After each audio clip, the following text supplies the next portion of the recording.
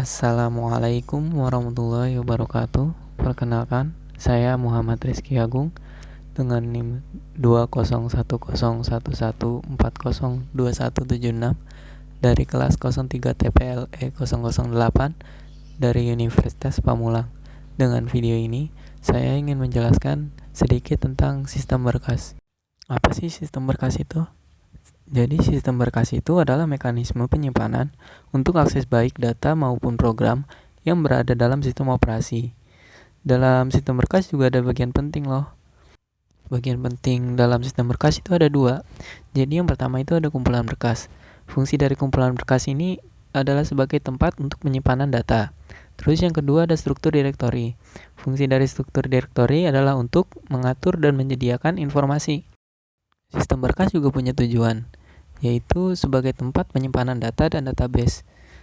Sebelum kita lanjut ke slide berikutnya, saya akan jelaskan tentang data dan database yang dimaksud di sini. Data itu adalah informasi yang diproses atau disimpan oleh komputer. Informasi ini dapat berbentuk dokumen teks, gambar, klip audio, program perangkat, lunak, dan lainnya. Terus database adalah kumpulan informasi atau data yang disimpan di dalam komputer secara sistematik sehingga dapat diperiksa menggunakan suatu program komputer. Next, ada atribut pada berkas. Berkas diberi nama untuk memberikan kenyamanan pada pengguna dan untuk acuan data yang terkandung di dalamnya, seperti string dan karakter. Fungsi dari atribut pada berkas ini ada 3. Yang pertama, sebagai tempat pembuatan berkas. Yang kedua, sebagai modifikasi terakhir yang dilakukan pada berkas. Yang ketiga, sebagai penggunaan terakhir pada berkas. Next, ada koperasi pada berkas. Koperasi pada berkas berfungsi untuk mendefinisikan berkas secara tepat. Perlu melihat koperasi yang dapat dilakukan pada berkas tersebut. Sistem operasi menyediakan sistem calls untuk membuat, membaca, menulis, mencari, menghapus, dan lain-lain. Ada 6 hal yang harus dilakukan oleh sistem operasi pada ke-6 sistem operasi berkas, yaitu yang pertama, membuat sebuah berkas.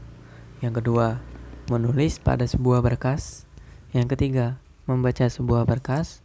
Yang keempat, menetapkan kembali sebuah berkas. Yang kelima, menghapus sebuah berkas. Dan yang keenam, memendekkan sebuah berkas. Berkas juga mempunyai jenis-jenis. Jenis yang pertama itu executable. Contohnya seperti program exe, bat, bin. Fungsinya adalah untuk menjalankan program bahasa mesin. Yang kedua, ada jenis objek.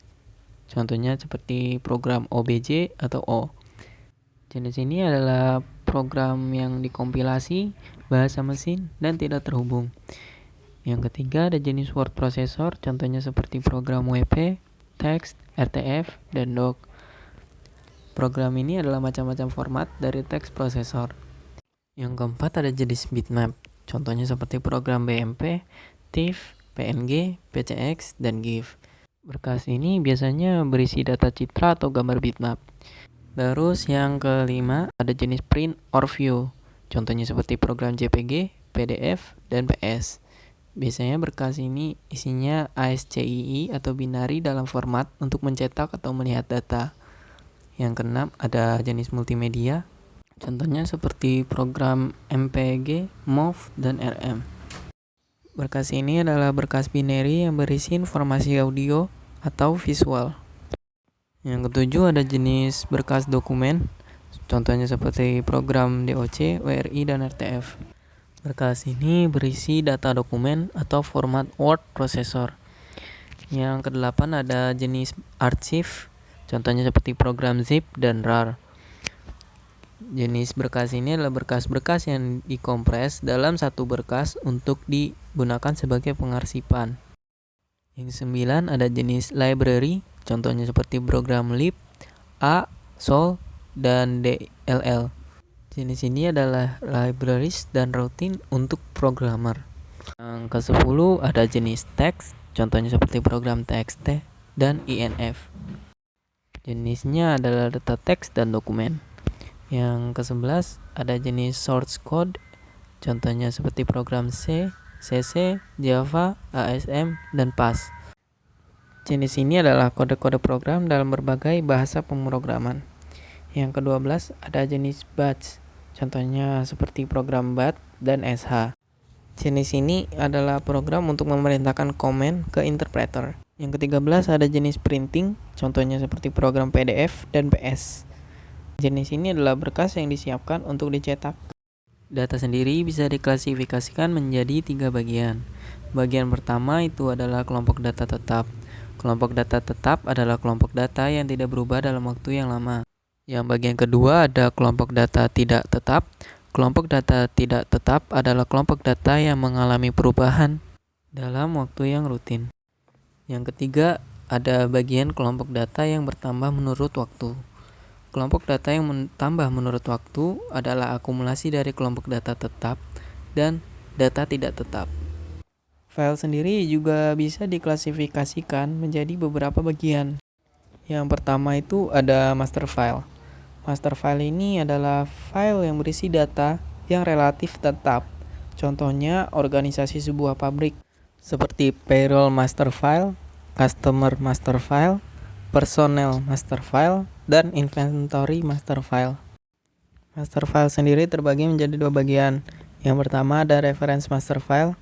Reference master file adalah file yang berisi record yang tak berubah atau jarang berubah. Contohnya adalah berkas pelanggan yang berisi field nomor rekening, nama, dan alamat. Yang kedua ada dynamic master file. Dynamic master file adalah file yang berisi record yang terus-menerus berubah dalam kurun waktu tertentu atau berdasarkan suatu peristiwa transaksi. Contohnya berkas stok barang dan berkas pemesanan tempat duduk. Selain master file ada transaction file.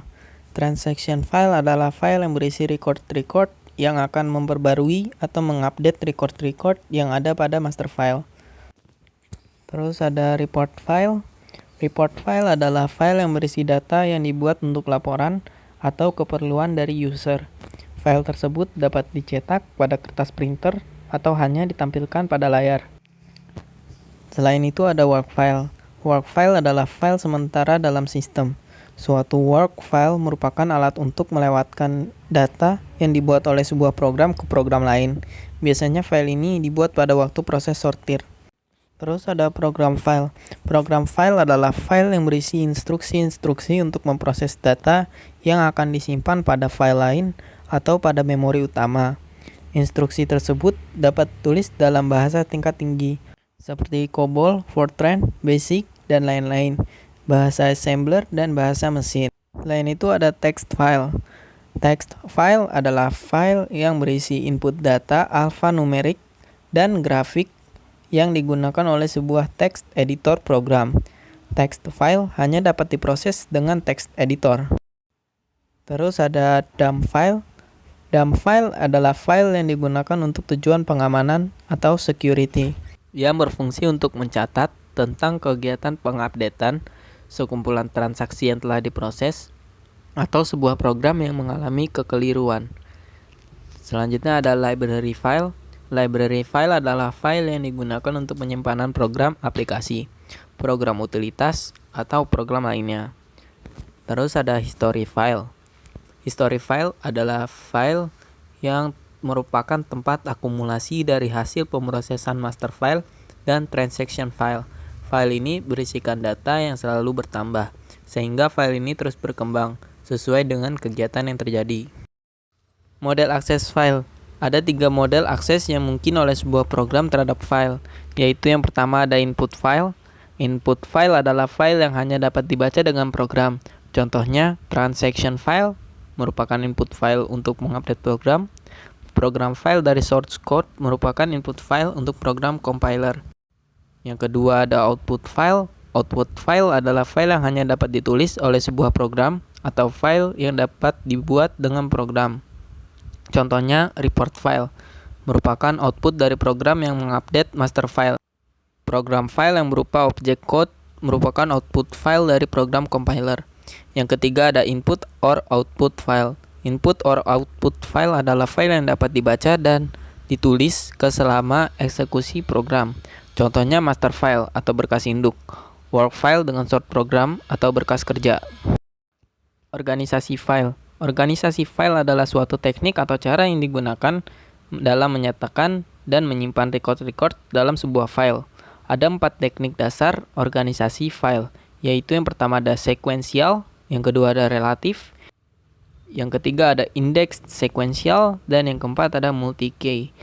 Secara umum, keempat teknik dasar tersebut berbeda dalam cara pengaksesannya, yaitu yang pertama ada direct access, adalah suatu cara pengaksesan record yang langsung tanpa mengakses seluruh record yang ada, contohnya magnetic disk. Yang kedua, sequential access, adalah suatu cara pengaksesan record yang didahului pengaksesan record-record di depannya, contohnya magnetic tape. Secara umum dapat disimpulkan, untuk master file dan program file kita dapat melakukan create, update, retrieval from, dan maintains. Untuk work file kita dapat melakukan create, update, dan retrieve from, tapi tidak dapat kita maintains. Untuk report file umumnya tidak diupdate, retrieve from, atau maintains. Untuk transaction file umumnya hanya dapat di-create dan digunakan untuk sekali proses. Sekian dari saya. Wassalamualaikum warahmatullahi wabarakatuh.